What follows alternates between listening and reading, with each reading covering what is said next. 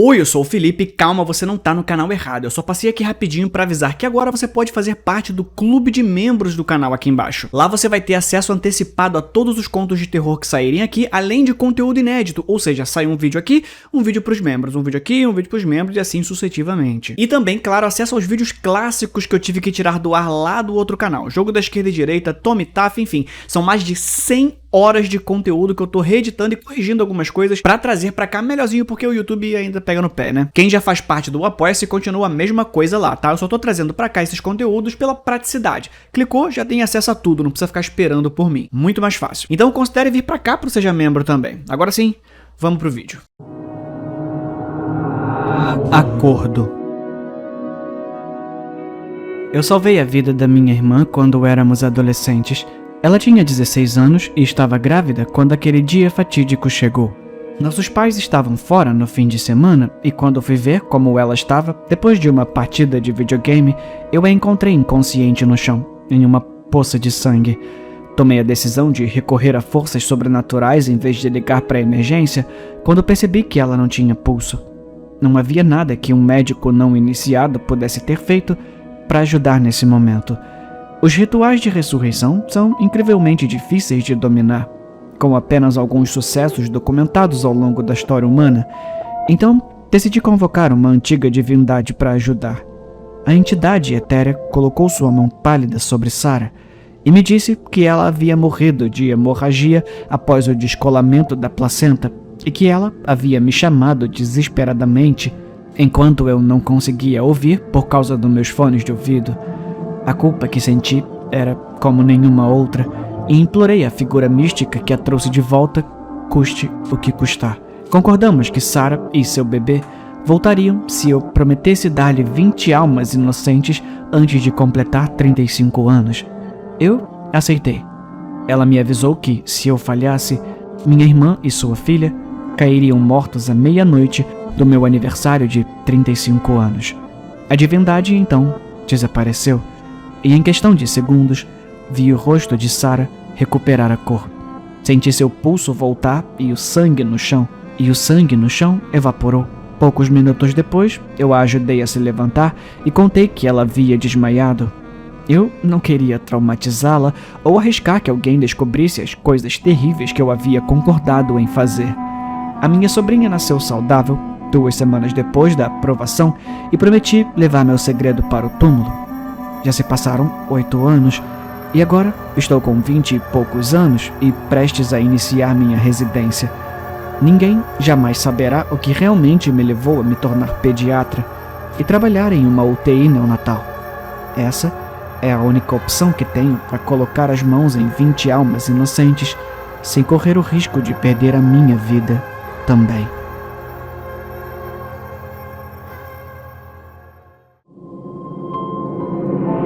Eu estou com sorte, mas também estou matando pessoas.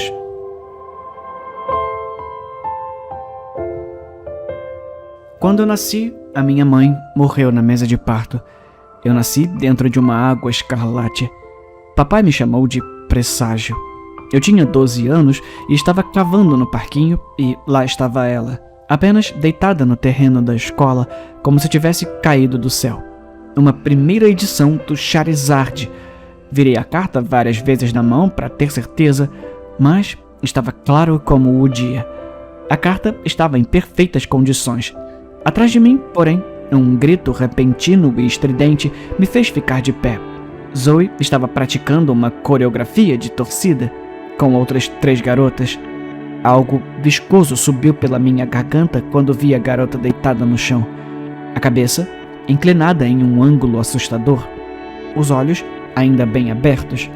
Aos 15 anos, tirei nota 10, uma nota perfeita para o teste de uma matéria qual mal prestei atenção. Meu professor sofreu uma convulsão imediata, morrendo bem na minha frente. Lembro-me de não conseguir me mover, apenas ficar olhando, paralisado na cadeira. Quando sua cabeça bateu na beirada da minha mesa, meu telefone vibrou. Eu olhei para a tela quando meu professor estava sendo levado pelos paramédicos. Era uma transferência aleatória do PayPal. 75 mil foram enviados para minha conta 2 minutos antes. Era a carta de Pokémon, pensei. Estava amaldiçoada. Mas quando eu joguei fora a carta, 3 outras cartas raras caíram no chão, exatamente ao mesmo tempo em que Misa Carlyle foi atingida por um raio. Não era a carta. Era eu. Eu estava machucando as pessoas. Aos 16 anos, fui admitido antecipadamente na faculdade. Toda a minha turma de matemática foi queimada viva no mesmo dia. Aos 17, encontrei uma moeda no chão. Meu pai estava morto quando cheguei em casa. Um garoto entrou em nossa casa e atirou nele com a própria arma do papai. Aos 18 anos, tentei me matar. Enfiei o cano de uma arma na têmpora e puxei o gatilho, mas a maldita coisa continuou emperrando. Depois que minha cidade foi devastada por uma gripe misteriosa assim que ganhei na loteria, eu me tranquei no meu quarto. Isso não vai parar. Pássaros me trazem joias e dinheiro dos mortos e eu tô assistindo o mundo desabar na TV. Há uma garota andando bem devagar em minha direção. Ela tá demorando dias para chegar até mim, parando no local por horas. Ela tá coberta de cocô de pássaro e seu cabelo foi queimado na cabeça. Quanto mais ela se aproxima, menos um pássaro me encontra. Mas meu nariz começou a sangrar às vezes. Alguém roubou o resto dos meus 75 mil e não consigo encontrar sequer minhas moedas. Ela está se aproximando e eu tô começando a vomitar sangue. Ela tá na minha porta e eu tô ficando tonto. Uma cura milagrosa acaba de ser anunciada na TV. E ela está no canto do meu quarto, enquanto eu sangro lentamente. Ela beija minha testa e meu cérebro se espalha pelas paredes. Tanta sorte.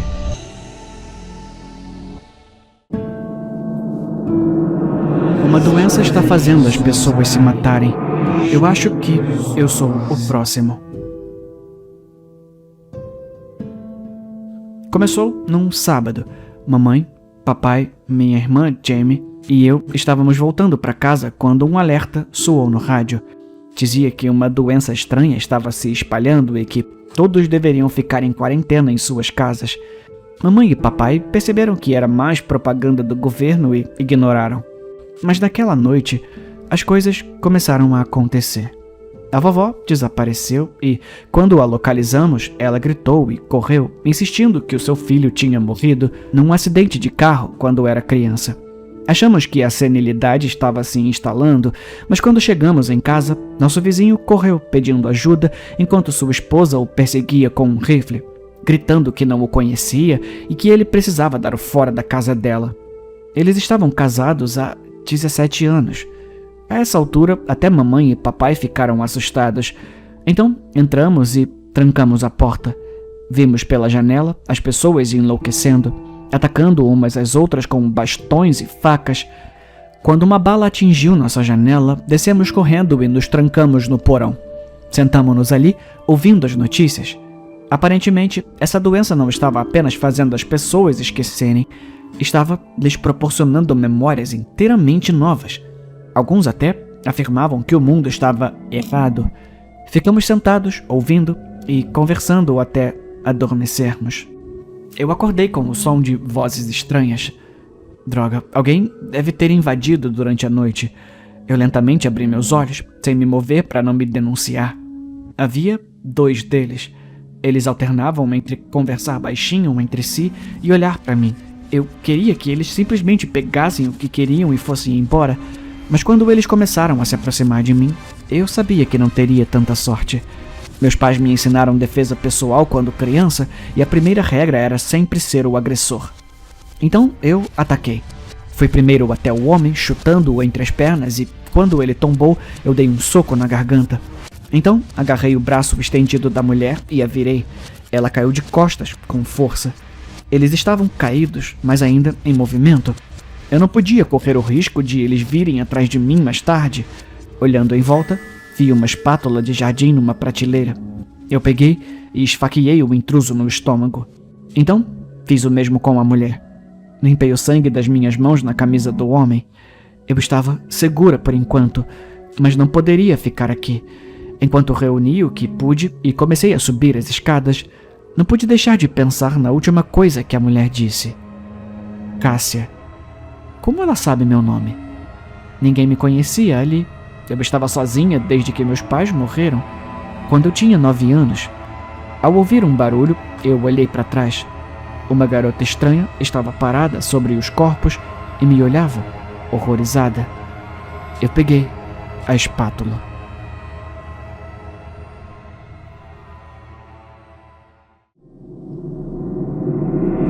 Desde que meu namorado morreu, um corvo não me deixa em paz.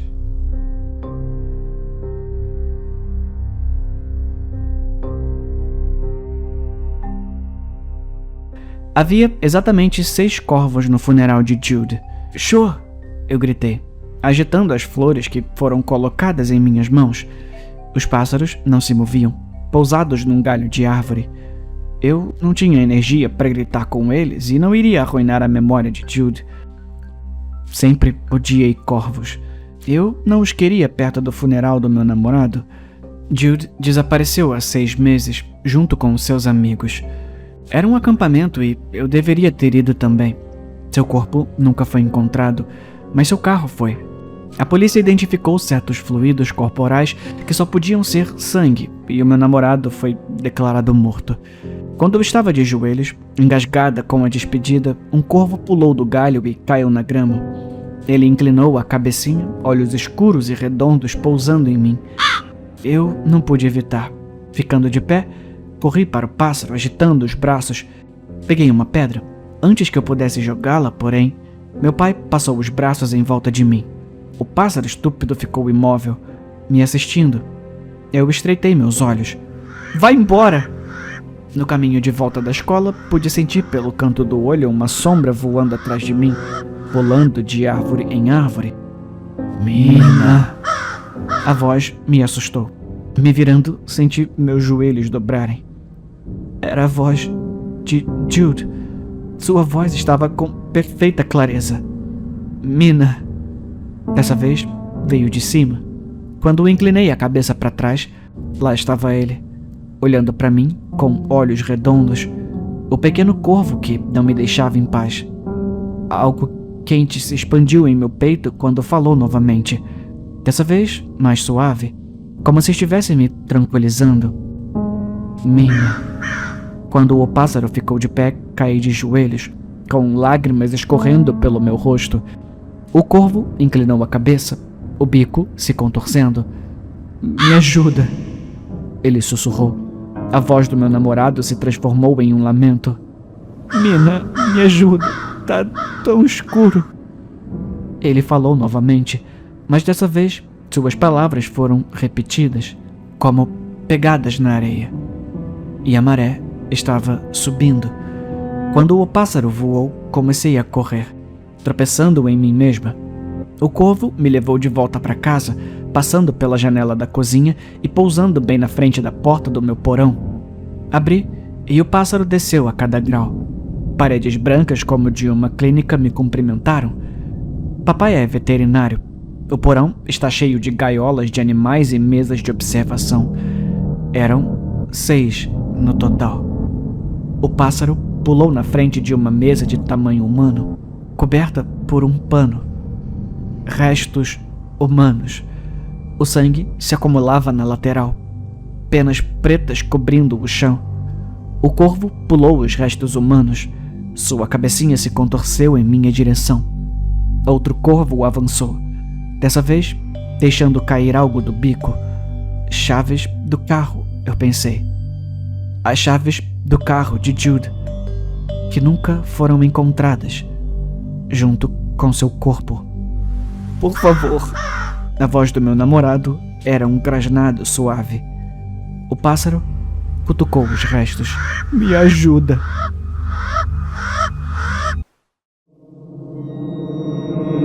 Eles estão tentando roubar o meu bebê.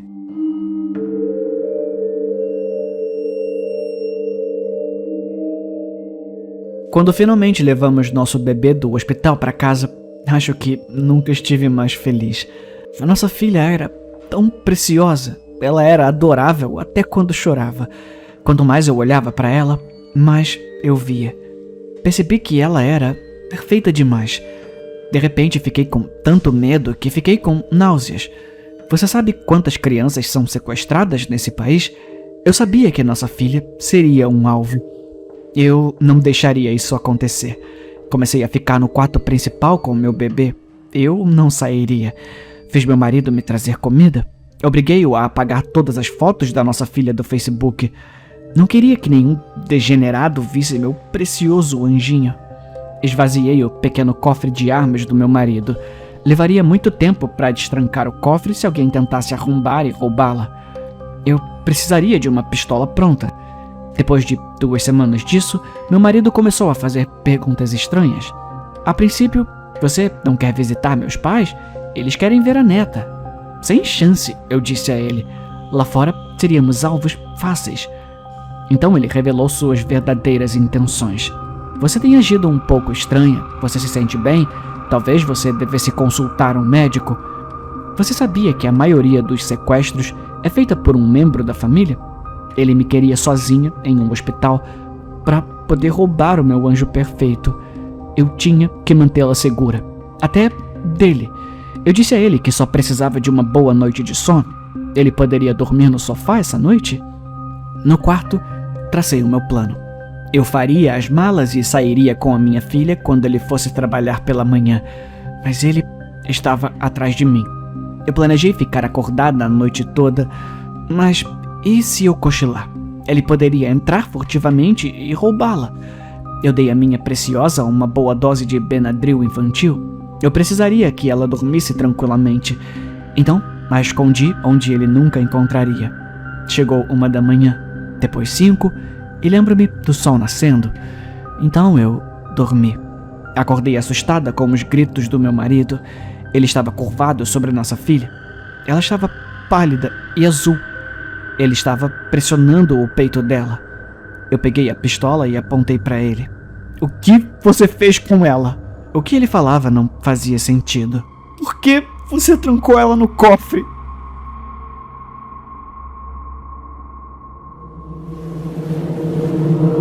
Todos os anos, os jovens de 18 anos da nossa cidade são sacrificados aos deuses do mar. Esse ano é a minha vez.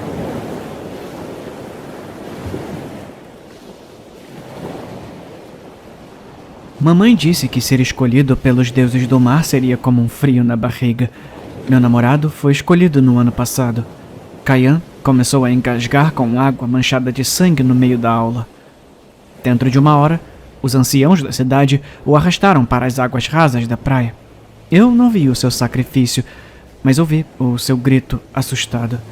Mesmo quando cortaram a voz de Kayan de sua garganta, ouvi seus gorgolejos para respirar por misericórdia que nossa cidade nunca concederia. Minha cidade tinha um jeito engraçado de dizer: é uma merda ser você, ao sacrificar seus filhos de 18 anos para apaziguar os deuses do mar. Ser escolhido não parecia um frio na barriga. Acordei com água salgada jorrando pela boca e gritei por minha mãe. Eu estava sufocando, cuspindo, me afogando. Doeu, forçando meu peito e tomando conta do meu coração, apertando-o entre punhos fantasmas. Mamãe me agarrou até a parte rasa, onde as pessoas da cidade já se reuniam. Fui forçada a cair de joelhos com água na altura dos tornozelos. Tanto frio, mas ainda assim me senti estranhamente confortável. Quase em paz, envolta nas ondas. Eu não estava tão assustada quanto pensava. Mamãe foi arrastada e uma lâmina sacrificial picou minha garganta. Eu nem senti isso.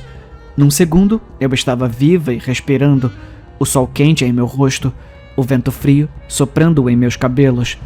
Então, eu estava afundando, para baixo e para baixo. Eu estava ciente do meu sangue manchando a água, um vermelho cruel preso em um ralo ao meu redor. Mais profundamente, e de alguma forma, meus pulmões ainda estavam funcionando, minha respiração saindo em bolhas assustadas, explodindo ao meu redor. Eu podia sentir isso.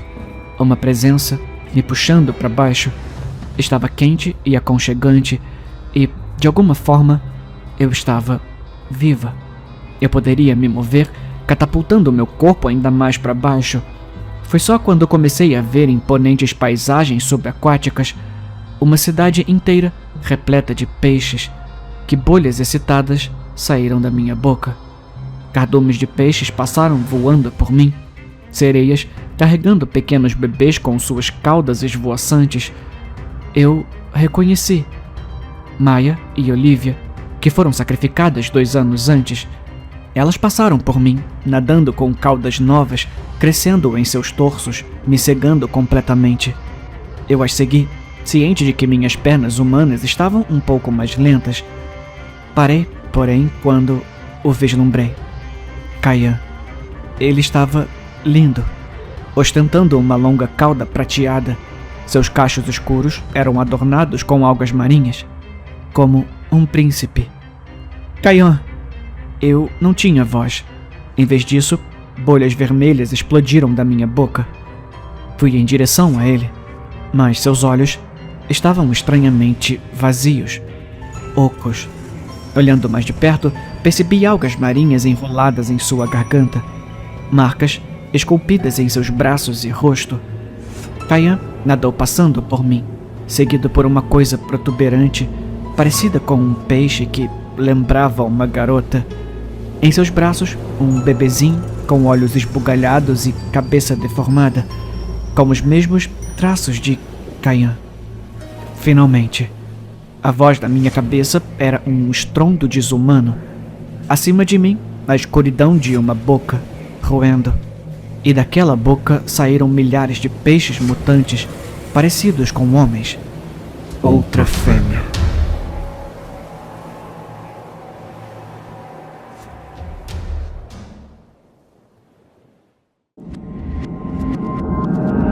A minha família inteira está fazendo suas tarefas sem eu pedir. E eu acho que eu tô enlouquecendo. Meu marido foi o primeiro. Quando voltei do trabalho, encontrei meu marido na cozinha, pano de prato na mão, limpando a bancada. Oi, querida, ele disse, me dando um beijo. Então, ele voltou a limpar. Olha, eu amo a minha família. Eles são maravilhosos, mas 99% das vezes, quando chego em casa do trabalho, as crianças estão na TV e meu marido no iPad. Obrigada pela limpeza, eu disse, desconfortável. E então, aquele pequeno pensamento invadiu a minha cabeça. Ele tá limpando porque espera algo em troca. Bem, por mim, tudo bem. Eu estava cansada, mas ficaria feliz em trocar momentos sensuais por uma cozinha limpa. Mas as coisas ficaram mais estranhas quando entrei na sala. Meus 2 filhos não estavam estacionados em frente à TV, assistindo a vídeos no YouTube de brinquedos sendo retirados de caixas e de carros batendo violentamente. Layla estava colocando suas pelúcias em uma caixa de brinquedos e Ben estava fazendo a lição de casa. Fiquei ali, em estado de choque, olhando para eles. Oi, mamãe, Layla disse com um grande sorriso. Você teve um bom dia? Não, a minha filha que... Não, a minha filha, que costuma usar o sofá como pula-pula e rabisca as paredes, estava me perguntando se eu tive um bom dia. Foi tudo bem. Por que tá tão limpo aqui? O papai levou você pra passar o dia no parque? Ela balançou a cabeça. A gente tá desenhando e outras coisas. Ela estendeu a mão para a pilha de papel e tirou um desenho. Ele retratava em figuras grosseiras, eu segurando a mão dela. Eu desenhei isso pra você, mamãe. Eu peguei o desenho. Dizia, eu te amo, mamãe, com um rosto sorridente na parte superior. Obrigada. Isso é muito gentil da sua parte, Layla. As coisas só ficaram mais estranhas a partir daí. A hora do jantar é sempre uma briga. Meus filhos são muito exigentes e sempre alguém cospe comida em algum momento. Mas Layla e Ben jantavam como 2 crianças normais, sem reclamar. E depois, meu marido começou a lavar a louça, sem ser questionado. Eu me senti num episódio de Além da Imaginação. Isso estava ficando muito estranho. Eles se juntaram a um culto, assistiram algum vídeo no YouTube sobre gentileza e disciplina. Era outro feriado falso das redes sociais, como o Dia das Filhas ou Dia dos Filhos, mas em homenagem às mães? Ou era apenas um dia bom? Ocasionalmente, meus filhos até eram bem comportados. Era apenas a confluência do comportamento deles e do meu marido que foi super estranho. Por volta das 7 da noite, meu marido se ofereceu para cuidar das crianças enquanto eu tomava banho. Mas quando saí, ouvi eles conversando na sala de estar, em vozes baixas e abafadas. Eu nem sabia que meus filhos conseguiam falar naquele volume. Fui em direção a eles, mas parei quando os ouvi dizer meu nome. O meu nome. Layla me chamou de Kate, não de mamãe. O meu sangue virou gelo. Eu fiquei ali, parada, logo além da porta. Eu dei o meu desenho para Kate, disse Layla, com um vocabulário e dicção que pareciam maduros demais para uma criança de 7 anos. Ela pareceu gostar. Eu fiz todo o dever de casa e limpei o banheiro. Acrescentou Ben. Está impecável lá. Ok, bom trabalho vocês dois. Precisamos continuar assim, ok? Isso é o que maridos e filhos fazem. Com isso, ouvi passos vindo em minha direção. Com o coração martelando no peito, corri de volta para as escadas. Quando eles viraram a esquina, fingi que tinha acabado de descer. Vocês estão bem? Eu perguntei, embora minha voz tremesse. O que diabo está acontecendo aqui? Layla correu até mim e agarrou a minha mão. Meu coração quase caiu com seu toque gelado. Eu quero uma história para dormir, mamãe. Ela sussurrou, sua voz com uma entonação completamente diferente de antes. Eu também quero uma história para dormir. Olhei para o meu marido. Ele me lançou um sorriso caloroso. Você poderia colocá-los na cama essa noite? Eu não tô me sentindo bem. Claro, querida. Ouvi seus passos subindo as escadas. Então eu dei-o fora de lá. Corri para o carro. Fiquei ali sentada por um momento, todo o meu corpo tremendo. Onde estão os meus bebês? De repente, meu coração doeu de saudade dos acessos de raiva de Lala, para os gritos ensurdecedores de Ben enquanto jogava Minecraft, para as bagunças e derramamentos e caos, lágrimas escorrendo pelo meu rosto. Liguei o carro e comecei a sair da garagem. Era o alerta de colisão traseira. Pisei no freio e olhei pelo espelho retrovisor. Não, meu marido, Layla e Ben estavam imóveis na escuridão, bloqueando minha saída. Eles não estavam mais sorrindo. Seus rostos estavam imutáveis enquanto eles me olhavam, carrancudos para mim pelo espelho. E os olhos deles, meu Deus, os olhos deles, eles eram totalmente pretos.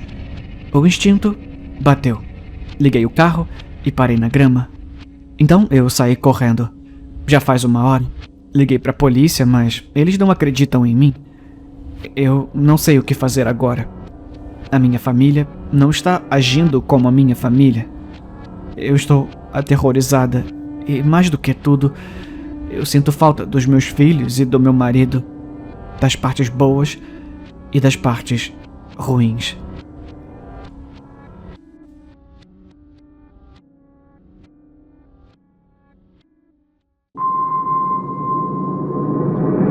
O meu irmão enviou uma mensagem tarde da noite e agora eu estou em pânico.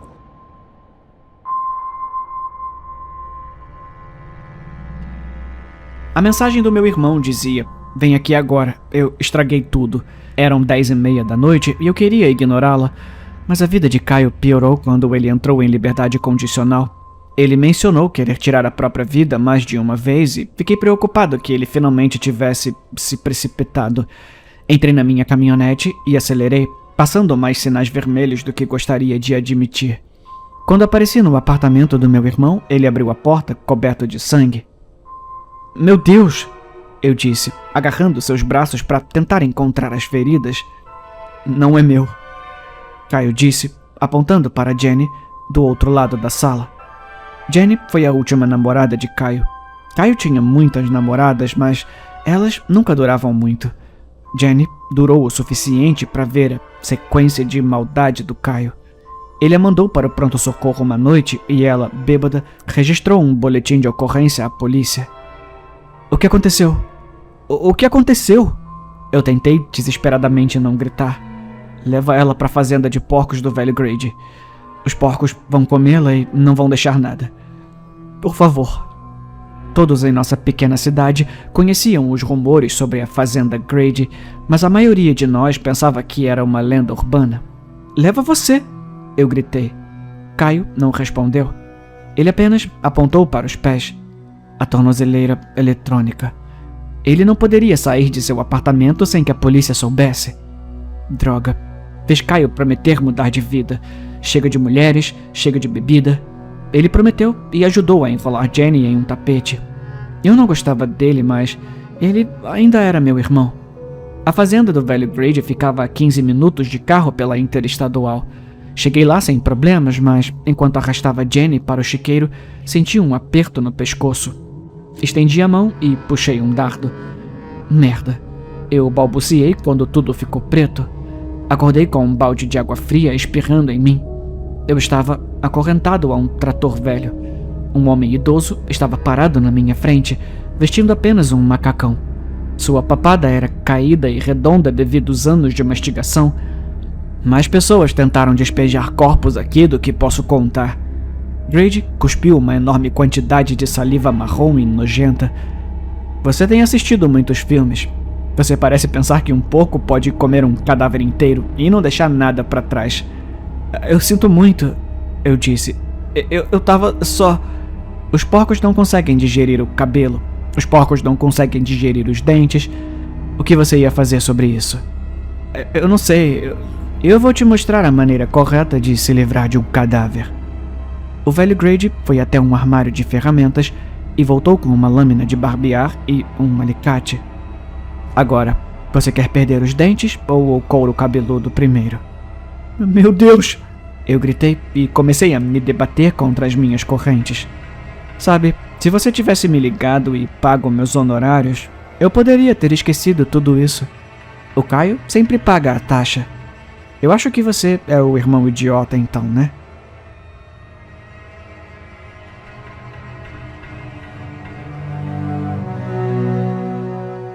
Bom, como todas as histórias, eu suponho que devo começar do início. Meu nome é Pedro, eu tenho 37 anos, trabalho com educação e usabilidade, uma combinação estranha, eu sei. Gosto de hard rock e jazz, gosto de jogar dardos, jogos cooperativos e poker e... eu sou casado, embora eu suponho que poderia muito bem não estar. Desculpa, eu acho que isso não é realmente o começo. Deixa eu tentar de novo. A minha esposa, Alice, e eu estávamos casados há 5 anos quando os problemas começaram. Agora, eu não acredito no sobrenatural em si, pelo menos não racionalmente. Tendo estudado psicologia como parte do meu programa educacional, acredito, no entanto, no poder da psique de criar armadilhas incrivelmente elaboradas para se perder. Suponho que a coisa mais próxima que consigo pensar do paranormal é como uma pessoa, aparentemente com o cérebro saudável, começa a enfrentar quebra-cabeças e desafios impossíveis sem ter qualquer motivação real para fazê-lo. Quero deixar perfeitamente claro agora que a minha esposa não tinha histórico de doença mental, nenhum abuso, nenhuma necessidade de esconder ou compensar as coisas de sua vida em sua psique. Droga, eu demorei quase 1 ano antes de ouvir falar da tal da síndrome de retalhos. Você já ouviu falar? Eu não vou ficar surpreso se você não conhecer. Parece que é incrivelmente rara e não é considerada uma doença real. As semelhanças entre os casos são muito parecidas entre si para que seja uma coincidência, no entanto. Só que, mais uma vez, eu suponho que eu não estou realmente começando do início. Alice trabalhou com crianças com dificuldades de aprendizagem de 10 a 16 anos. Ela foi muito paciente e, honestamente, me envergonhava sua capacidade de explicar as coisas de maneira tão fácil de entender. Ela era, na minha opinião, também linda, engraçada, inteligente, curiosa e, no geral, uma pessoa muito boa. Acho que me lembro do primeiro caso em que a síndrome de retalhos apareceu. Estávamos abraçados no sofá, numa noite de sexta-feira depois do jantar, assistindo a algum filme fácil de digerir. Ela se levantou, me dizendo que iria enviar alguns e-mails de trabalho antes de dormir. Me beijou e subiu as escadas. Para minha surpresa, demorou menos de 5 minutos para ela descer novamente e se aproximar de mim. Ela parecia um pouco perturbada com alguma coisa, mas eu dei de ombros. Já terminou, querida? Não, eu acho que o computador tá quebrado. Tem algo estranho acontecendo com a tela. uma grande linha ou rasgo ou algo assim. Eu reclamei na minha mente. Um monitor quebrado, embora não seja uma despesa enorme, ainda é irritante demais, especialmente considerando que não era tão antigo. Não pensei mais nisso até a manhã seguinte. Me levantei primeiro, como sempre faço, deixando-a dormir até mais tarde. Pensando em ter uma vantagem inicial, fui até a mesinha que dividimos no escritório para ver se conseguia descobrir o que havia de errado e quão grande era o problema. Considerando que Alice não fez nenhum trabalho, eu imaginei que fosse grande. Mas por mais que mexesse, eu não conseguia encontrar nada de errado ali. Atribuindo isso a uma falha gráfica ou algo semelhante, fiz uma anotação mental de limpar o interior do gabinete e fui preparar o café da manhã. Aparentemente, os efeitos da síndrome de retalhos são agravados ao longo do tempo. Por isso, começa devagar e depois acelera exponencialmente. O próximo incidente, se é que você pode chamar assim, não aconteceu até, 4 meses depois. Estávamos, mais uma vez, no sofá, abraçados e assistindo a um filme. Ela estava com o braço atrás das minhas costas, brincando distraidamente com o cabelo da minha nuca. Ela faz isso com frequência e eu adoro, mas dessa vez, depois de brincar um pouco, ela repetia o mesmo movimento.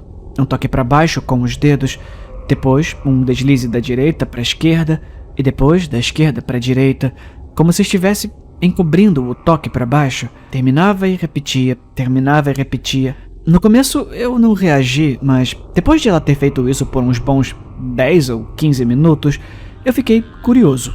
Querida, por que você ainda tá penteando o mesmo lugar? Ah, o que você quer dizer? Ela me olhou de soslaio, aparentemente sem entender a pergunta. Bem, você tá meio que passando a mão no mesmo lugar, na parte de trás da minha cabeça, tem 20 minutos. Eu tô com alguma coisa no cabelo? Ah, não, eu só... acho que você tem, uma área onde tá perdendo um pouco de cabelo. Como assim? Sim, tipo uma linha, o cabelo parece um pouco ralo. Me afastando dela, tateei a parte de trás da minha cabeça, mas não conseguia encontrar nenhuma área onde o cabelo fosse mais fino. Tem certeza? Sim, ela disse, me tocando na nuca de novo. Uma pausa, um pouco de carinho e então... não consigo sentir mais. Sei lá, devo ter imaginado. Sim, eu acho. Me pareceu estranho, mas... caramba, temos direito de ser estranhos de vez em quando, não temos? A próxima vez foi alguns meses depois, quando as coisas começaram a acelerar. Certo dia, cheguei em casa mais cedo e a encontrei na mesa de jantar, olhando desanimada para o que parecia ser um almoço mal tocado. No começo, ela não reagiu quando eu a chamei, então fui até ela, dei-lhe um abraço e um beijo e perguntei o que estava errado. Ah, oi amor, nada, eu fui até a livraria para devolver aquele livro que comprei na semana passada, porque ele foi danificado durante a impressão ou algo assim, e o balconista me disse que eu estava apenas imaginando coisas e que não havia nada de errado. Eu mostrei para ele e ele começou a me dizer que eu estava maluca e que era problema meu. Pedi para falar com o gerente dele sobre isso e ele começou a me chamar de coisas horríveis e palavrões e pediu para eu sair da loja. Foi tão do nada que acabou com o meu humor. As crianças saíram para um dia de esportes hoje, então eu só fui para casa mais cedo.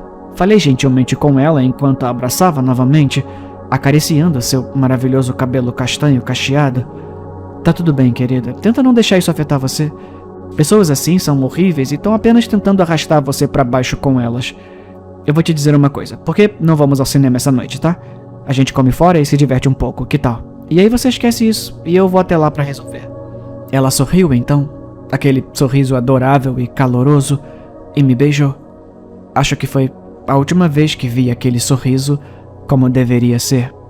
Na segunda-feira, fui até a loja com a intenção de... Bem, pra ser sincero, eu fui lá com a intenção de criar problemas mesmo. Você não grita com a minha esposa e sai impune? Não, a minha gentil e amorosa Alice. Acontece que o balconista da loja e seu gerente tinham uma história diferente para contar. Disseram que Alice tinha chegado reclamando que havia um amassado ou rasgo no livro, que deveria ter acontecido durante a impressão, e exigiu um novo livro. O balconista, por procedimento, verificou o livro antes de descartá-lo, mas ficou confuso ao não encontrar nada de errado com ele. Perguntando à minha esposa sobre isso, Alice disse ao balconista que tá ali, da página 32 a 84. Então, naturalmente, eu mesmo abri o livro e... Bem, tudo bem, na verdade eu não tinha verificado antes, mas folheando as páginas, eu não consegui encontrar nada de errado. O gerente do balconista continuou a história, dizendo que quando o balconista respondeu Alice, a minha esposa ficou brava e levantou a voz, fazendo com que o gerente se aproximasse. Alice havia dito a eles que eles eram golpistas e que o livro estava obviamente com defeito e que eles simplesmente não assumiriam a responsabilidade. A discussão evoluiu a partir daí. Alice insistindo que as páginas estavam de alguma forma rasgadas ou marcadas e eles negando. Eventualmente, o gerente perdeu o controle e disse a Alice que ela estava louca para sair da loja. Ele parecia arrependido por isso e eu não fiquei muito feliz com toda a história, mas vendo como não havia nada de errado com o livro, perguntei se eles poderiam substituí-lo para mim, apenas para acalmar a mente da minha esposa e a minha. E o gerente concordou. Acho que ele só queria deixar isso para trás. E eu também. Mas descobri que era uma esperança fútil. Depois disso, esqueci a ordem em que as coisas aconteceram. Tudo o que posso dizer é que as coisas começaram a piorar. Ela jogou fora uma salada comprada quando estávamos andando porque obviamente alguém mexeu nela, colocando algo no meio. Cheguei em casa um dia e vi metade da grama sendo cortada tão fundo que quase não sobrava verde. Alice disse que havia um sulco na grama que parecia horrível.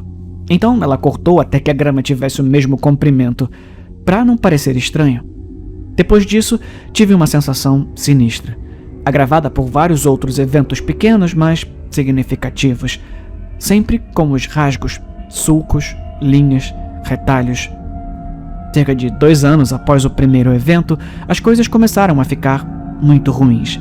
Cheguei em casa cheirando a fumaça e subi as escadas para encontrar Alice, tendo passado uma camisa com tanta força que a queimou e caiu na tábua de passar embaixo.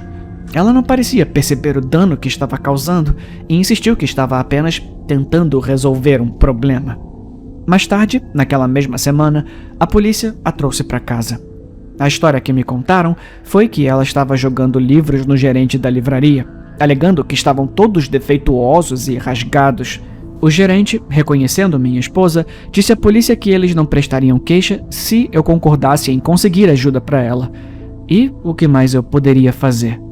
Mas ela resistiu aos esforços para melhorar, alegando que estava bem, que de alguma forma era apenas uma grande conspiração contra ela, tentando encobrir as perfeições e erros em todo o mundo, pessoas estragando coisas como o nosso gramado, para tentar acabar com a mente dela. Cerca de uma semana após o incidente do livro, eu a procurei depois de destruir seu laptop, nosso computador fixo e o iPad, alegando que todos tinham ranhuras pixeladas. Mais uma semana, com muitos pequenos acontecimentos, todos com a mesma fixação, e chego em casa com a polícia batendo na porta novamente, dessa vez sem a minha esposa. Acontece que ela tentou passar um vinco no paletó do pai de um de nossos alunos, enquanto ele estava usando, com um taco de beisebol. Aparentemente, ele não ficou gravemente ferido, apenas alguns hematomas, mas ela foi levada para uma ala psiquiátrica de emergência, delirando sobre a cegueira das pessoas para as linhas e retalhos por toda parte. Quando eu cheguei lá, não me deixaram vê-la, dizendo que ela era violenta. Fiquei do lado de fora a noite toda, mas pela manhã me forcei a ir para casa e descansar um pouco. Acho que não dormi mais do que 2 ou 3 horas, mas quando eu acordei e liguei, eles a transferiram para uma ala psiquiátrica de alta segurança por comportamento psicótico e violento. Eu dirigi até lá e eles me deixaram vê-la por um tempo. No início ela estava calma, expressando preocupação com o estado das minhas roupas e cabelos e dizendo que eu deveria dormir um pouco. Porém, ela rapidamente ficou nervosa, falando sobre coisas cotidianas e logo ela estava gritando comigo, me acusando de abandoná-la e me recusar a ver o que ela via, que eu era apenas uma engrenagem na grande conspiração contra ela e aqueles como ela. No final, tiveram que sedá-la e arrastá-la embora. Essa foi a última vez que a vi. Não me deixaram mais vê-la depois disso. Ela não quis mais me ver depois disso. Mas a última coisa que ela disse me fez pensar. outros como ela. Então comecei a pesquisar os sintomas e depois de cerca de uma semana, me deparei com algo chamado síndrome de retalhos. Aparentemente, as pessoas que sofrem de retalhos ficam de alguma forma presas em um labirinto mental onde começam a ver falhas nas coisas. Na verdade, não são falhas em si, pois algumas pessoas veem tudo como quebrado ou imperfeito. Pessoas que sofrem da síndrome de retalhos continuam vendo rasgos irregulares ou retos, muitas vezes começando em livros, textos ou obras de arte com padrões repetidos, e por vezes até mesmo em vídeos. Como se, escondido nas informações das cartas, houvesse uma ruptura entre o que deveria ser e o que é. Eu não sei explicar exatamente, já que nunca sofri com isso, mas supostamente é isso. Retalhos fica cada vez pior, até que as pessoas que sofrem com isso começam a ver essas coisas em todos os lugares, sempre em alguma coisa. Não está apenas sobreposto a todo o ambiente. Eles se fixam em pequenas coisas, um suposto vinco, um rasgo, um sulco, uma ranhura, um corte raso, um retalho, sempre na forma de um rasgo ou linha irregular. Supostamente, isso acontece frequentemente com pessoas sem histórico ou predileção por problemas de saúde mental. E como eu disse antes, aparentemente começa pequeno, depois piora progressivamente com o tempo até se tornar violento e paranoico. Aparentemente, pelo pouco que consegui reunir, não houve casos de pessoas melhorando. Todos tiveram que ser hospitalizados pelo resto de suas vidas. Eu não vejo a minha esposa desde então, há mais de 2 anos. Nunca me divorciei dela e não namorei desde então. A minha vida segue em frente, mas não consigo esquecer aquela mania fixa, a preocupação com rasgos de informação. Parece bizarro. O mais estranho sobre a síndrome de retalhos é que não há menção de sua existência antes da era digital. É por isso que dizer que as pessoas que sofrem dela ficam hospitalizadas pelo resto da vida pode ser um pouco prematuro. Parece também que quase todos os casos nunca ouviram falar de outras pessoas que sofrem da doença ou leram sobre ela, mas ainda tendem a se referir a si mesmos como um entre muitos. Isso pode ser apenas a psicose paranoica em ação, mas isso me faz pensar. O que diabos faz com que uma mente saudável desenvolva uma fixação tão estranha? Você poderia perceber se isso acontecesse com você? Acho que isso não é muito paranormal ou sobrenatural de forma alguma. Eu só queria compartilhar a minha história sobre como uma mulher amorosa e atenciosa se transformou em uma psicótica paranoica, aparentemente sem motivo. Eu estou de luto por ela, embora ela ainda esteja viva, e gostaria de poder ajudar tanto ela quanto outras pessoas como ela. Mas a mente é uma coisa tortuosa, que inventa ideias e vê padrões onde não existem.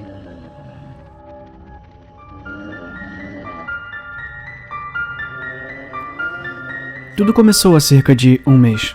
Acordei no meio da noite, com muita sede. Enquanto cambaleei até a cozinha para pegar um copo de água, notei um raio de luz vindo do quarto de Eduardo. A porta estava entreaberta e pude ver sua pequena silhueta emoldurada pela janela. Eduardo? Chamei suavemente, abrindo a porta. O que você está fazendo acordado, amigão? Ele não se virou. Apenas ficou ali, olhando para a escuridão. Eduardo? Tentei novamente, dessa vez um pouco mais alto. Finalmente, ele olhou para mim com os olhos arregalados e desfocados. Papai, eu acho que é a hora, disse ele, com a voz monótona e sem emoção. Um arrepio percorreu a minha espinha. Hora de quê, parceiro? Mas ele não respondeu. Em vez disso, voltou para a cama e puxou as cobertas até o queixo. Em segundos, ele estava dormindo profundamente. Eu verifiquei meu telefone. 2:12. Estranho, mas às vezes as crianças fazem coisas estranhas, certo? Coloquei Eduardo na cama e voltei para o meu quarto, atribuindo aquilo a um terror noturno aleatório ou a um episódio de sonambulismo. Na noite seguinte, acordei novamente por volta das 2 da manhã. Chamei isso de instinto parental ou apenas paranoia, mas algo me fez verificar Eduardo. Com certeza, lá estava ele na janela novamente. Verifiquei meu telefone. 2:12. Em ponto. Dessa vez eu não disse nada. Eu apenas observei da porta. Ele ficou ali, perfeitamente imóvel, por exatos 5 minutos. Então, Quando eu estava prestes a intervir, um som perfurou o silêncio e fez minha pele arrepiar. Batidas. 3 batidas fortes à nossa porta. Eduardo não reagiu. Ele simplesmente voltou para a cama como se nada tivesse acontecido. Com o coração batendo forte no peito, desci as escadas e espiei pelo olho mágico. A luz da varanda iluminava uma varanda vazia. Ninguém estava lá. Tentei me convencer de que era apenas uma coincidência, talvez algum adolescente bêbado pregando uma peça, mas uma sensação incômoda em meu estômago me disse que algo não estava certo. Na semana seguinte, a mesma coisa aconteceu todas as noites. Eduardo na janela às 2h12, batidas às 2h17, ninguém na porta. Tentei conversar com Eduardo sobre isso durante o dia, mas ele não se lembrava de ter acordado à noite. Ele apenas olhou para mim com aqueles olhos grandes e inocentes e perguntou se poderíamos comer panquecas no café da manhã. Eu estava começando a perder o controle. Eu não conseguia dormir. Eu não conseguia me concentrar no trabalho.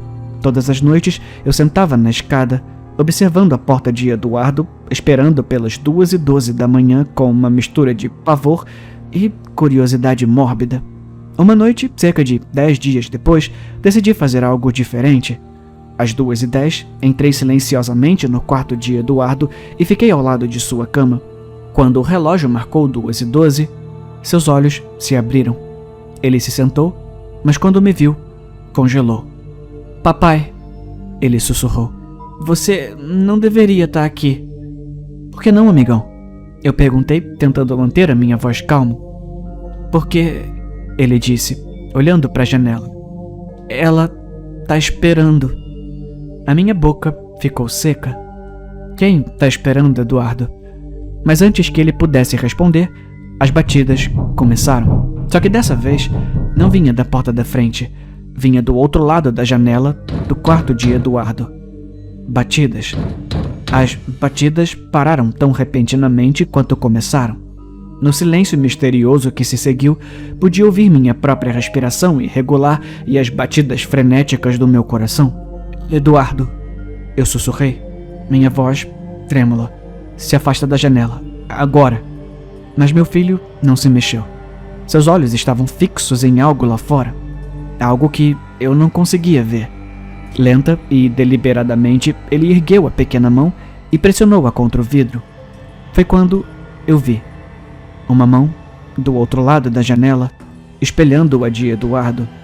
Dedos longos e esqueléticos, com unhas enegrecidas. A pele era pálida e cerosa, como a de um cadáver deixado há muito tempo na água. "Meu Deus!" eu gritei, avançando para agarrar Eduardo, mas assim que meus dedos tocaram seu ombro, ele soltou um grito estridente que me fez cambalear para trás.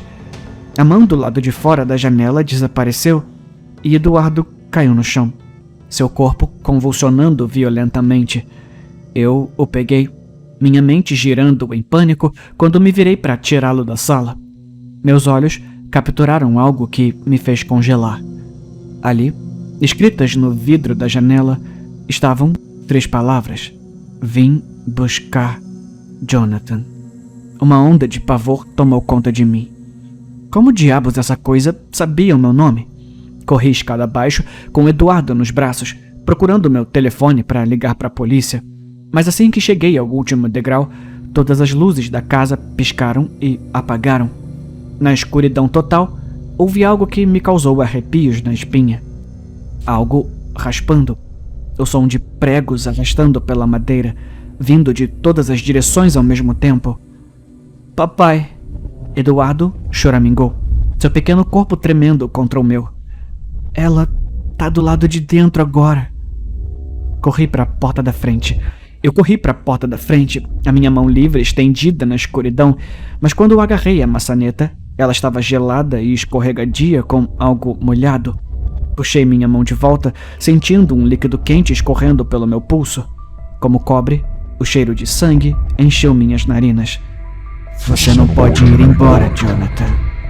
Uma voz sussurrou, tão perto que eu podia sentir um hálito fétido em meu pescoço. Parecia Maria, mas errado, como se a voz dela estivesse sendo forçada através de uma garganta cheia de cascalho. Somos uma família novamente. Você não é a Maria. Eu sufoquei, recuando. A minha esposa tá morta. Uma risada arrepiante ecoou pela casa. Morta? Ah, Jonathan, eu estou muito mais que morta.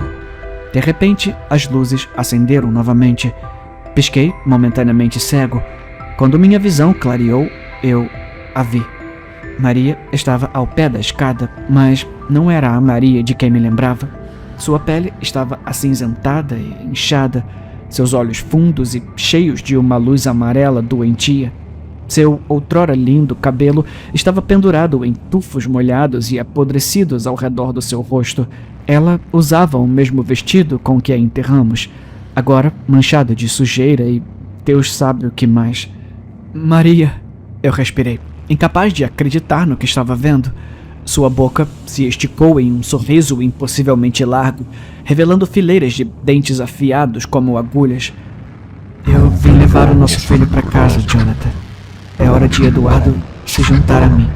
Eduardo se contorceu em meus braços, estendendo a mão para a coisa que parecia ser sua mãe.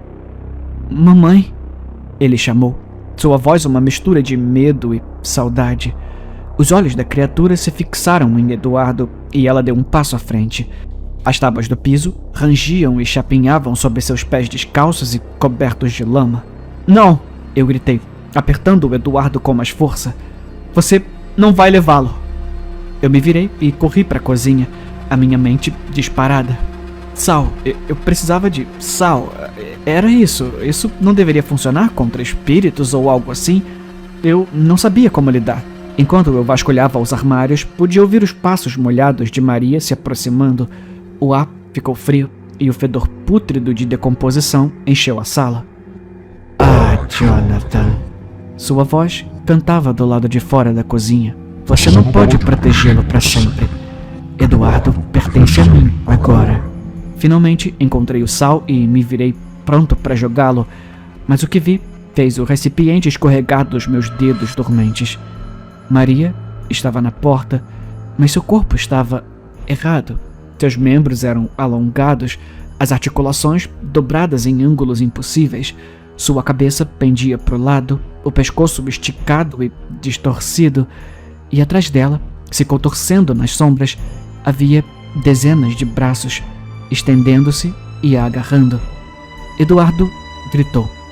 Naquele momento, enquanto olhava para o abismo daquela cena horrível, soube que nossas vidas nunca mais seriam as mesmas. O que quer que estivesse no rosto de Maria, o que quer que estivesse vindo para o meu filho noite após noite, não iria parar. E eu não tinha ideia de como lutar contra isso. A coisa, que não era Maria, avançou, seus membros grotescos arranhando o chão da cozinha. Recuei, apertando o Eduardo contra o peito, minha mente vazia de terror. Minhas costas bateram no balcão da cozinha e percebi que estávamos presos. Por favor, eu implorei, embora soubesse que argumentar com aquela criatura era inútil. Por favor, deixe a gente em paz. A coisa inclinou a cabeça em um ângulo não natural, as feições outrora belas de Maria se contorcendo em uma zombaria de confusão. Deixar vocês em paz? Mas, Jonathan, somos uma família, e a família deve ficar junta para sempre. Um de seus muitos braços disparou incrivelmente rápido, agarrando o meu tornozelo. Eu gritei enquanto dedos gelados cravavam na minha carne, o frio se espalhando pela minha perna como veneno. Eduardo choramingou em meus braços, seu pequeno corpo tremendo incontrolavelmente. Naquele momento de puro desespero, algo dentro de mim estalou. Uma onda de raiva protetora percorreu minhas veias, queimando o medo paralisante. Eu não deixaria essa coisa levar meu filho. Eu não podia deixar. Com um rugido, chutei o rosto da criatura. Meu pé acertou um ruído nauseante e a coisa recuou. Momentaneamente atordoada, aproveitei a oportunidade, passando por ela em direção à porta do porão. Se não pudéssemos sair de casa, talvez pudéssemos encontrar uma maneira de prendê-la. Bati a porta do porão atrás de nós e procurei o interruptor de luz. A lâmpada fraca ganhou vida, lançando longas sombras no espaço desordenado. Eduardo se agarrou a mim. com o rosto enterrado em meu ombro. "Papai", ele sussurrou, "eu tô com medo." "Eu sei, amigão", eu disse, tentando manter a minha voz firme, "mas vamos ficar bem, tá? Eu prometo." Foi quando eu vi, no canto do porão, parcialmente escondida atrás de algumas caixas velhas, havia uma porta que eu nunca tinha notado antes. Parecia antiga, a madeira deformada e manchada pelo tempo.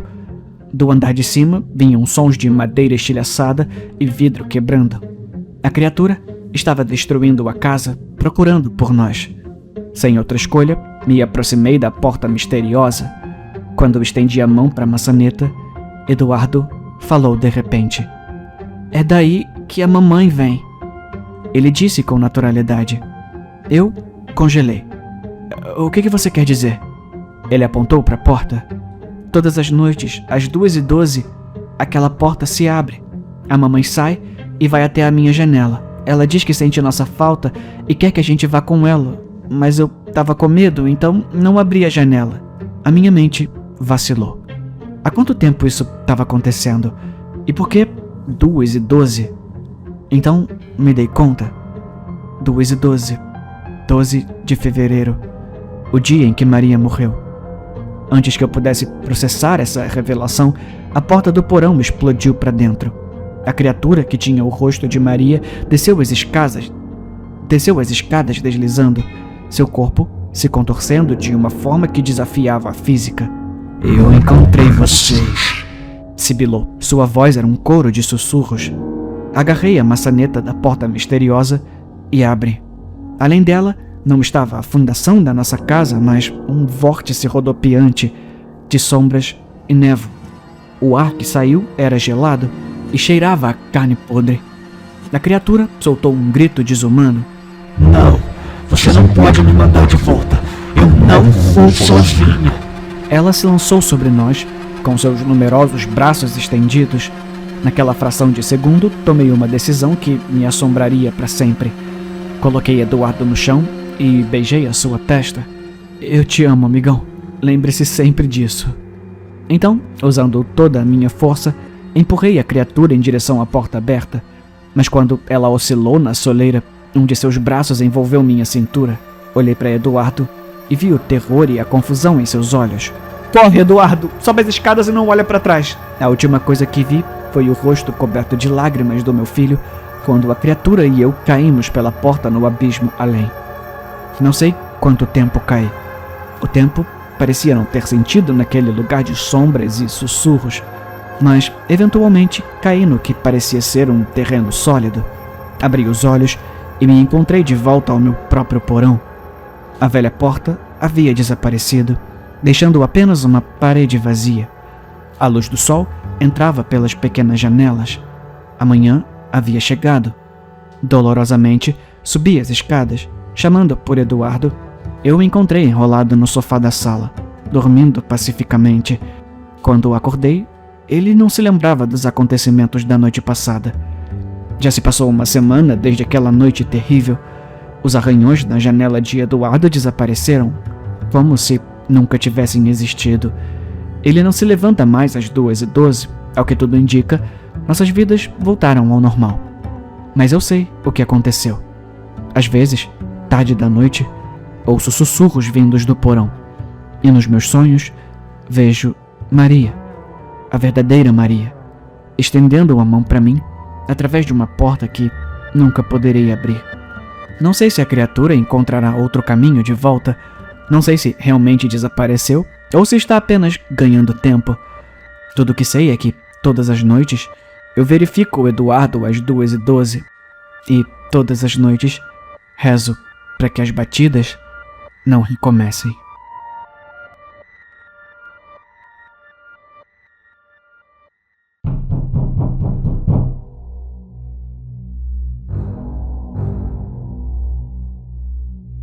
Eu acabei de perceber que eu não sou um viajante do tempo.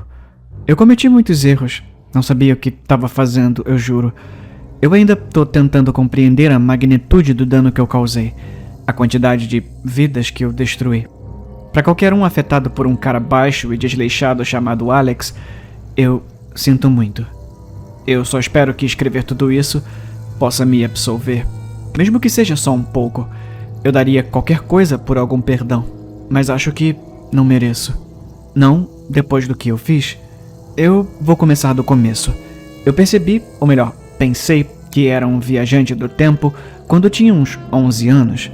A minha mãe tinha acabado de cair e quebrado o pescoço. E lembro de tudo parando. Lembro da cabeça dela se virando, o som do estalo ecoando sem parar, um ó abafado por baixo, o meu ai. E esse som começou a se inverter, no entanto, como se alguém tivesse apertado o botão de rebobinar de uma fita VHS. E, com certeza, o visual seguiu o som. A lágrima da minha mãe rolou de volta, seu pescoço se desembaraçando, seu corpo sendo puxado para cima como uma marionete de volta à posição de pé, de volta à frente, como se eu pudesse apertar o play. Mãe, para! As palavras irromperam da minha boca antes que eu tivesse tempo de laçá-las de volta. A minha mãe pulou, tropeçando para frente, aterrissando com a têmpora na pedra. O momento parou novamente, a boca da mamãe aberta em um assustado ó, o canto do balcão, cravado em seu crânio. Eu rebobinei. Eu apertei o play. Dessa vez, mergulhei para frente e a puxei para um abraço. O assado que ela estava segurando caiu no chão, juntando-se à mancha de gordura que ela não tinha notado. Querido, o que foi? Acho que o fato do seu filho pré-adolescente e retraído abraçá-la pela primeira vez em anos anulou o choque de um jantar derramado. Comecei a chorar, provavelmente solucei, e as semanas seguintes se transformaram em uma mancha contínua. Minha mãe não acreditou em mim quando contei a ela sobre vê-la morrer bem na minha frente.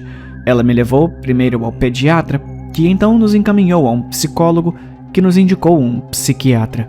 Eu estava medicado, pensava-se que eu tinha bipolaridade precoce no meio de um episódio misto. Ouvi palavras como maníaco e delírios de grandeza, mas não me importei. Eu estava me divertindo muito. Claro, os sedativos me faziam sentir confuso e eu ainda era muito jovem para realmente me opor aos medicamentos, mas isso não poderia atrapalhar o uso do meu novo superpoder descoberto. Eu poderia voltar o tempo. Toda vez que minha mãe dizia algo condescendente, ou quando minha irmãzinha se recusava a me deixar jogar, ou mesmo porque eu estava entediado, eu ficava louco. Era tão bom poder dar um tapa em Eva quando ela me incomodava, ou tirar os remédios das mãos da minha mãe. Às vezes, eu até jogava tudo que não estava trancado para fora da janela. Eu sempre podia voltar no tempo e não ser um merdinha chato. Estava tudo bem. Eu nunca lidei com consequências. Eu era um adolescente angelical. O aluno nota 10 perfeitamente comportado, namorando a garota mais popular da escola, na fila para ser presidente do Grêmio Estudantil. Eu sabia cada palavra a dizer, cada resposta do teste, tudo o que eu precisava para seguir em frente na vida. Descobri que podia viajar para o futuro quando perdi minha virgindade.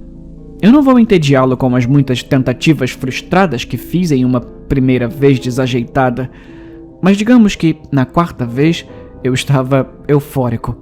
Fechei meus olhos ao ver Lily embaixo de mim e os abri para a mesma coisa, só que ela era mais velha. Seus olhos tinham pés de galinha e eu podia ver cabelos grisalhos serpenteando em nossos travesseiros. Onde antes ela gritava em êxtase, esta Lily estava em agonia. Para, por favor! Antes que eu pudesse parar as palavras, minha boca falou. Sua vagabunda, você me traiu! Eu vou te matar! Antes que eu pudesse parar um movimento, minhas mãos envolveram sua garganta. Meu aperto aumentou, sua agitação diminuiu. Fechei meus olhos em alívio e os abri em lágrimas, ainda em cima de Lily, ainda no banco de trás do carro. Nossa, meu bem, eu fui tão boa assim? Ela disse, rindo, enxugando minhas lágrimas. Terminei com ela naquela noite. Eu não sabia se precisava fazer sexo de novo ou apenas atingir o mesmo estado de prazer, então coloquei um pouco de pornografia e segui. O que não resolveu nada, só adicionou uma bagunça. Então pedi a uma amiga algo para me sentir bem. Eu aqueci a colher, deitei na cama, fiz o garrote e tentei deixar ir. Pensei em me formar no ensino médio, na faculdade, em comprar minha primeira casa. Pensei em minha futura parceira, talvez alguns filhos, definitivamente um gato. Fiquei paralisado com a imagem dos meus olhos envelhecendo. Amor, acorda, você tá deitado nas minhas coisas. A voz era áspera, como se estivessem lutando contra um resfriado. Quando abri os olhos, a pessoa parecia tão miserável quanto eu. Quase engasguei com a respiração dela. Olhando para baixo, nós dois estávamos nus, marcas de injeção tão comuns quanto estrias. Senti a bile subindo e me virei na cama para vomitar uma sopa nojenta de volta no carpete horroroso. Finalmente, porra! Aquela voz. Célia, minha primeira namorada da faculdade. Eu a odiava. E aí? Ela disse. Você quer ou não? Eu voltei o tempo. Eu nunca fui àquela festa. Nunca me permiti conhecer Célia. Eu não me permiti usar heroína. Não depois daquele caminho que vi. Então, talvez você esteja tendo uma ideia do que sou capaz. Não posso viajar para frente à vontade, e por mais que eu viaje para trás, devo reviver tudo depois do ponto em que parei. Não é perfeito, mas foi uma vida muito boa. Mas nem sempre fui uma boa pessoa. Juro, eu não achei que teria repercussões. Não assim. Havia uma garota, Juno, que me negava a todo momento. Tentei várias vezes conquistá-la, mas ela era inflexível de que não queria ficar perto de mim, muito menos namorar comigo. Eu não estava acostumado a esse tipo de rejeição.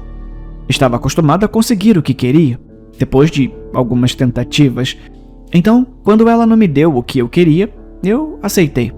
Eu me senti tão culpado que não consegui nem terminar antes de voltar o tempo e seguir em frente, mas eu continuei sonhando com isso.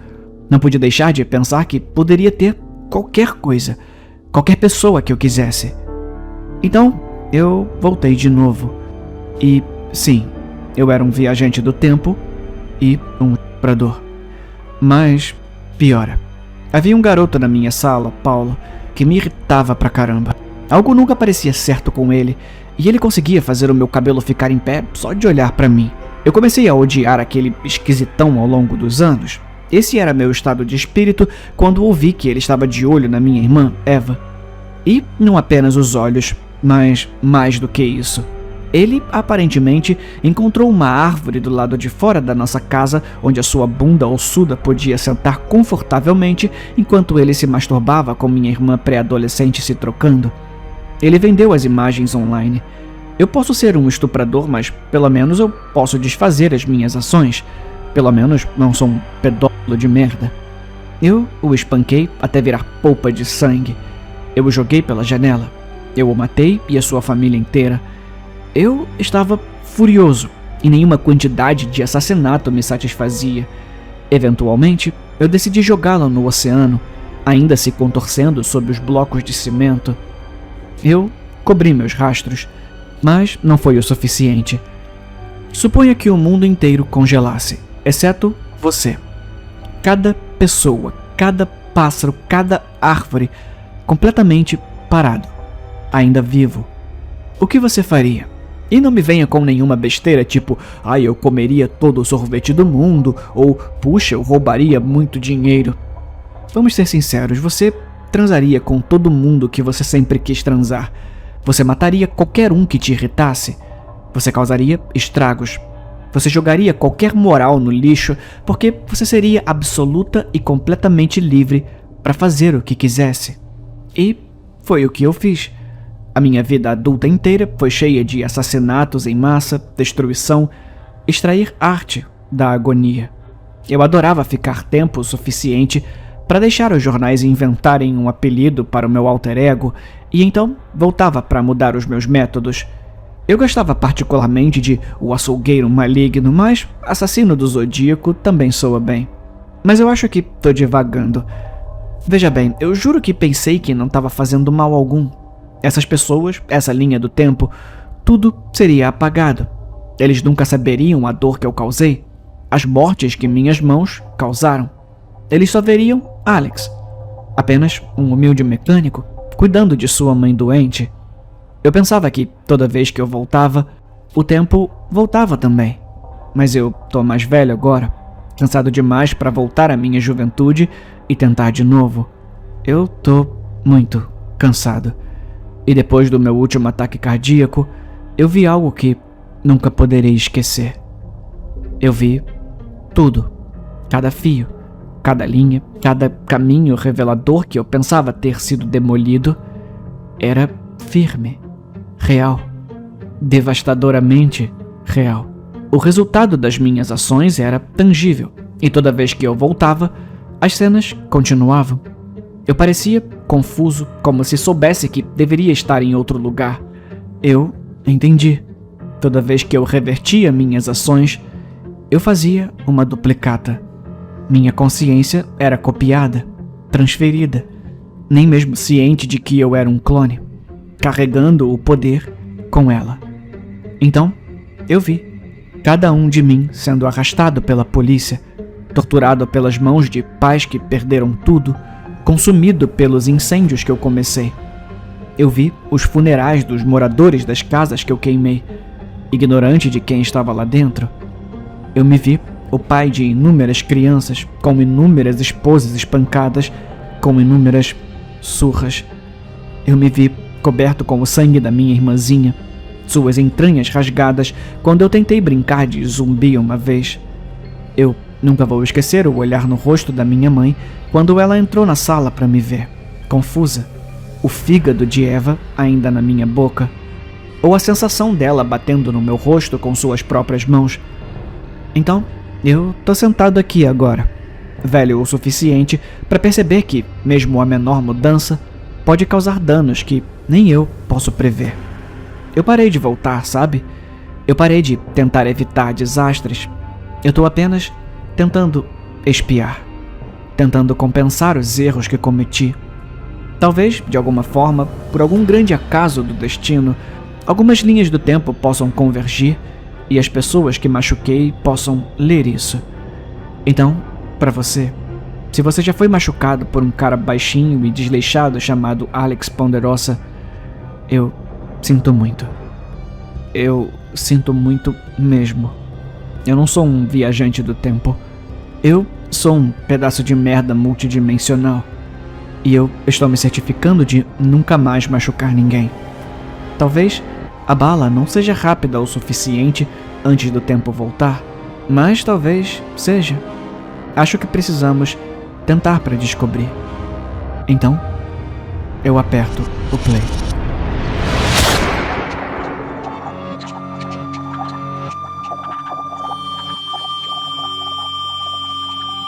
A minha esposa tem insônia e faz tarefas domésticas quando não consegue dormir, tendo sido assim há tanto tempo que parei de notar.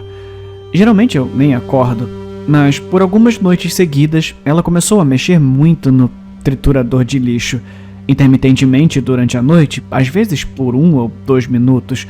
É claro que não conseguia dormir durante isso. Certa noite, bem tarde, eu desci para ver como ela estava. Ela estava de pijama e curvada sobre a pia, olhando para o ralo. Ela estava inclinada tão perto que alguns de seus cabelos estavam empilhados no fundo da pia. "Você perdeu alguma coisa?" perguntei. Ela engasgou e se levantou quando me ouviu. "Ah, você me assustou", ela disse. Ela parecia nervosa, o que me deixou desconfortável também. Vi que ela estava segurando alguma coisa e perguntei o que era. "Ah, nada, uma fatia de peito de peru", ela disse de um jeito culpado. Ela havia enrolado em uma bolha rosa acinzentada de tanto apertá-lo. "Isso não vai pro triturador de lixo", eu disse. Eu não sabia mais o que dizer. "Ah, certo", ela disse. "Desculpa, eu tô meio dormindo ainda." Ela jogou no lixo embaixo da pia. Havia um pacote de peito de peru fatiado no balcão, já meio comido. Por que tínhamos isso? Era eu quem comia carne no almoço, mas eu odiava peru.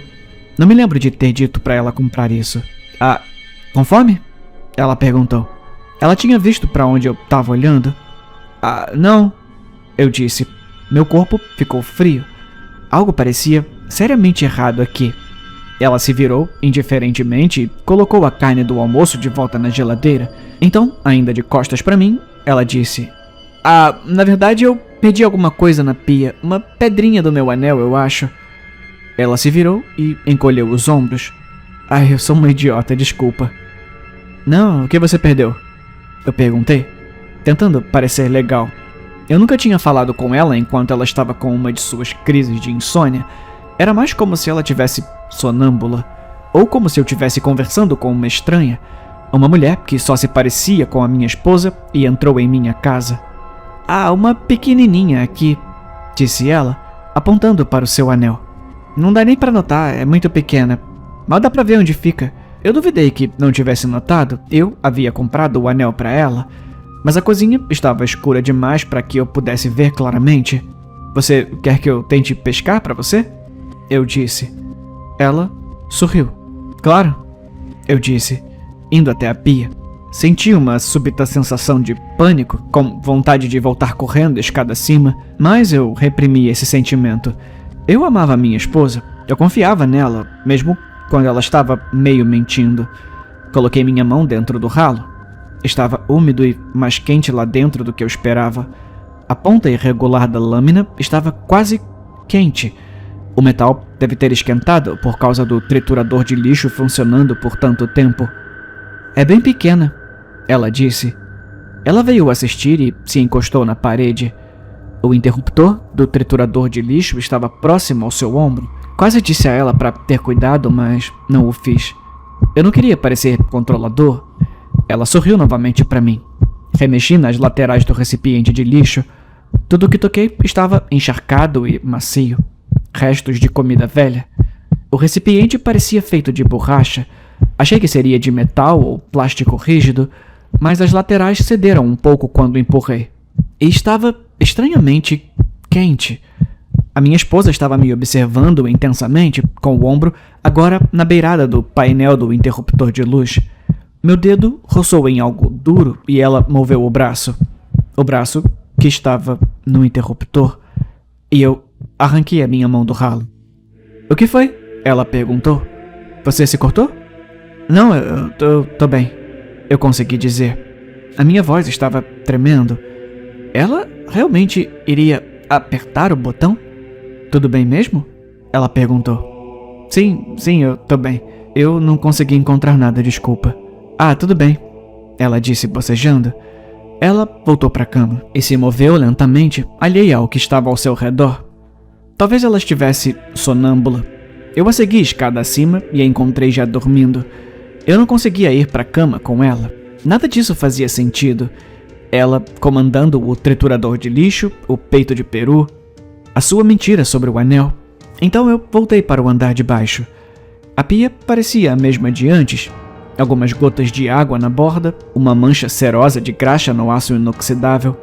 Coloquei minhas mãos em cada lado do ralo e olhei para o buraco negro.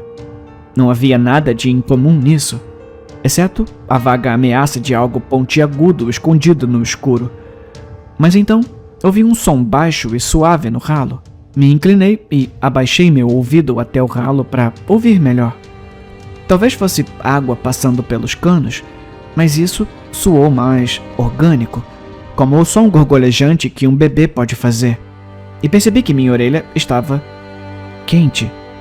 O ar quente saía do ralo a cada poucos segundos, como se o buraco estivesse respirando. Eu me afastei da pia. E então, nada veio atrás de mim.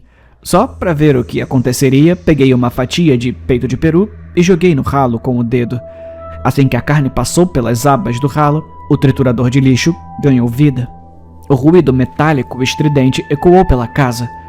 Eu provavelmente gritei, mas não conseguia ouvir nada acima do som áspero e úmido, até que finalmente parou. Com o coração batendo forte, peguei todo o peito de peru que sobrou e joguei no ralo. Depois, peguei uma colher de pau e enfiei no buraco. O triturador de lixo voltou a funcionar e eu arranquei a colher. A ponta estava roída em lascas. Não sei quanto tempo fiquei ali, observando o ralo e ouvindo a lâmina mastigar a carne. 1 minuto, talvez. Então, a torneira também estava aberta. A minha esposa estava lá. Ela desceu sem que eu percebesse. A água jorrou ruidosamente para o ralo e pelos canos. O triturador de lixo logo parou e ela desligou a água. A água ajuda a comida a descer, ela explicou. Eu estava atordoado demais para me mover, e ela me agarrou pelos braços, falando tão rápido que não consegui dizer uma palavra. Tudo começou algumas noites atrás, quando ela alimentou o ralo com algumas migalhas do balcão. Depois, ela o alimentou mais e percebeu que ele gostava de carne. O que quer que fosse, a coisa que estava no ralo, o que quer que estivesse fazendo aquilo, crescendo, criando seu ninho, estava ficando mais ativo por causa da comida. E isso significava que estava ficando com mais fome, o que significava mais comida. Ela se desculpou por ter tantas compras no cartão, mas que valeu a pena. Ela havia domesticado a coisa. É por isso que eu sabia que você estaria seguro mais cedo, ela disse. Olha, eu vou te mostrar. Ela pegou um saco de açúcar na despensa, molhou a mão na torneira e mergulhou-o no saco. Ela puxou a mão e ela estava completamente coberta de açúcar. Então, ela enfiou a mão no ralo. Peraí, para! Eu gritei.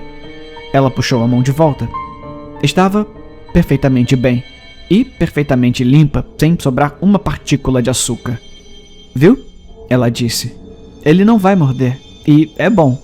Ela adoçou a mão novamente e enfiou de volta no ralo. Isso meio que faz cócegas. E é bem quente. Eu não conseguia falar. Você quer tentar? Ela perguntou. E assim, ela molhou a minha mão debaixo da torneira também e mergulhou no açúcar. Eu deixei ela continuar. Fiquei curioso, honestamente, mais curioso do que com medo. E então, a minha mão foi para o ralo. Houve um barulho alto e nauseante. Eu lembro disso, mas não me lembro de nada depois. Nem mesmo de como a dor, a adrenalina e o choque bloquearam tudo. Devo ter amarrado um torniquete de alguma forma e chamado uma ambulância. É engraçado, sabe? Fecho os olhos e nem consigo imaginar o coto. Ainda está embrulhado com ataduras. Ou o sangue. Deve ter havido muito sangue, mas agora está tudo limpo e não consigo imaginar nada. Ninguém conseguia encontrar a mão em lugar nenhum. Ninguém conseguiu encontrar minha esposa também. Ela pegou o dinheiro, as joias, o segundo carro, tudo que pertencia a ela. Os policiais alertaram para o carro. Eu não sei, tá tudo uma bagunça. Hoje o encanador veio verificar o triturador de lixo. Ele nunca tinha visto nada parecido. O triturador e o motor nunca foram instalados. É basicamente um recipiente vazio embaixo do ralo. E você disse que estava funcionando? Ele perguntou, em dúvida. Sim, eu disse a ele. A minha esposa usou isso durante anos.